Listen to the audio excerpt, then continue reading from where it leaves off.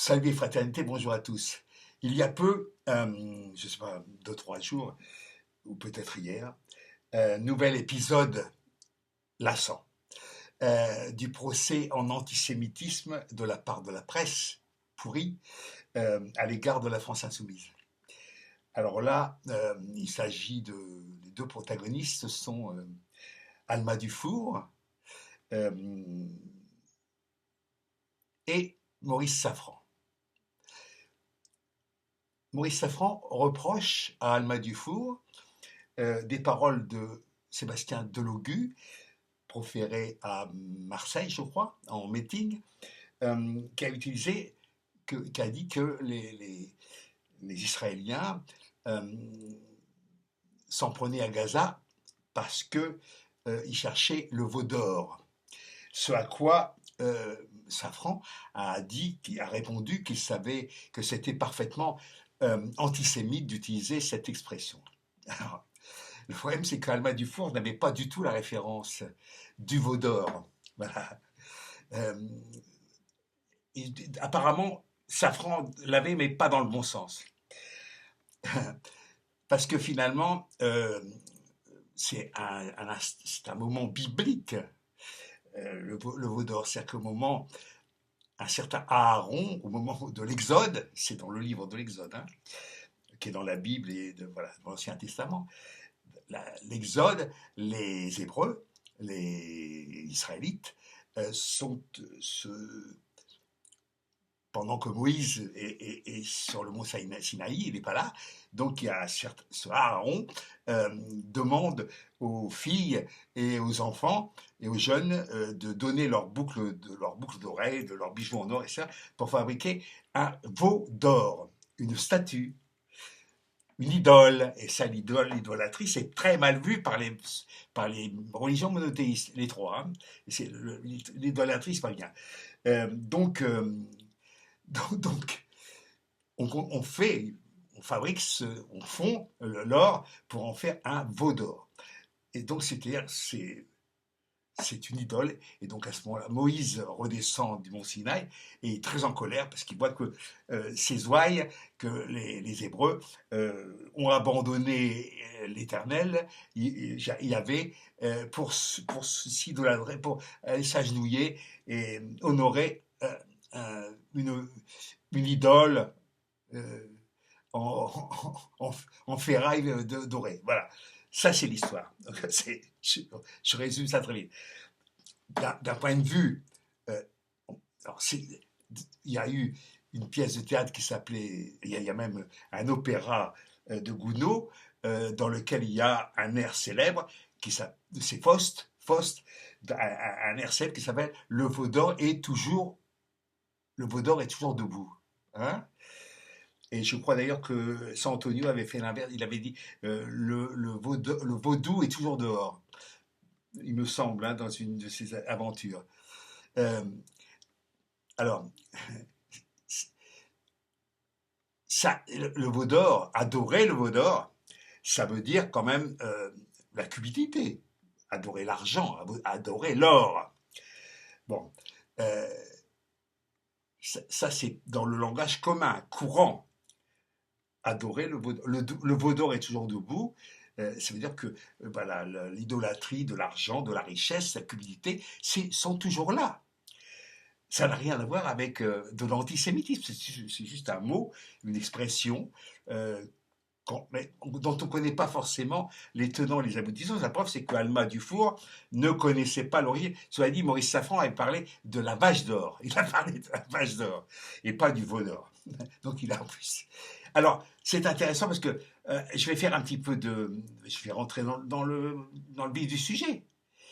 Maurice Safran a été avec Jean-François Kahn, un des seconds ou un des bras, un des directeurs de Marianne, l'hebdomadaire Marianne. En 2011, Maurice Safran est visé par le syndicat, le SNJ-CGT, dans un tract dénonçant la forte augmentation des 5 plus hauts salaires de l'entreprise, 87% en, en 5 ans, et l'importance des notes de frais de ces dirigeants d'un montant total de 190 000 euros pour l'année 2010. On n'est pas un petit peu dans la cupidité, là, hein? Ou alors je suis antisémite, non? Ou alors SNJ est antisémite, non? En tout cas, c'est un fait avéré, hein? Voilà. Je signale entre parenthèses que M. Safran a beaucoup diffamé et qu'il a pratiquement perdu tous ses procès en diffamation. Je le signale en passant, comme ça, hein? Parce que il va s'en prendre encore un de la part de Delocus, sûrement. C'est fort possible. Si on a, alors le problème maintenant, et c'est un problème sémantique, si je ne peux pas utiliser des expressions d'origine judéo-chrétienne, pour faire simple, c'est biblique, hébraïque, euh, évangélique. Il y en a plein dans le langage commun. Il y en a plein. L'histoire de la poutre, de la paille et de la poutre, l'histoire du chat, du chameau qui ne peut pas passer dans le chat d'une aiguille, la croix et la bannière. Enfin, il y a plein d'expressions dans le langage courant commun, dans la langue française, qui appartient à tout le monde, d'ailleurs. Voilà. Il y a plein d'expressions qui sont d'origine hébraïque. Je porte un nom hébraïque, hein. Michel, c'est un nom, ça veut dire proche de Dieu. J'ai un signal comme ça, hein. C'est un nom hébraïque. J'ai pas volé. Je sais pas, j'aurais préféré m'appeler Bakounine. Mais il sauf que je m'appelle Michel.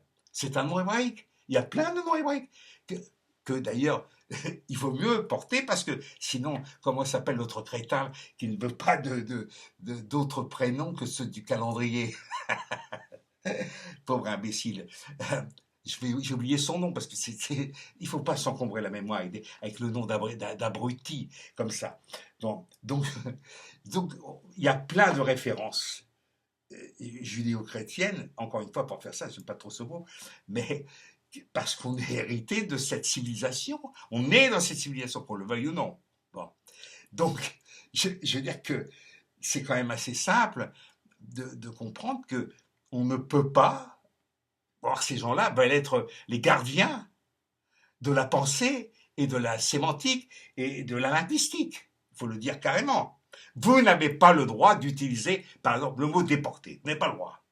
Il y a un mec qui a prétendu, hein, qui a dit à un descendant d'esclaves noirs, vous n'avez pas le droit d'utiliser le mot déportation.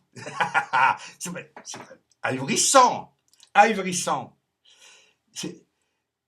Enfin, on peut utiliser les mots qu'on veut.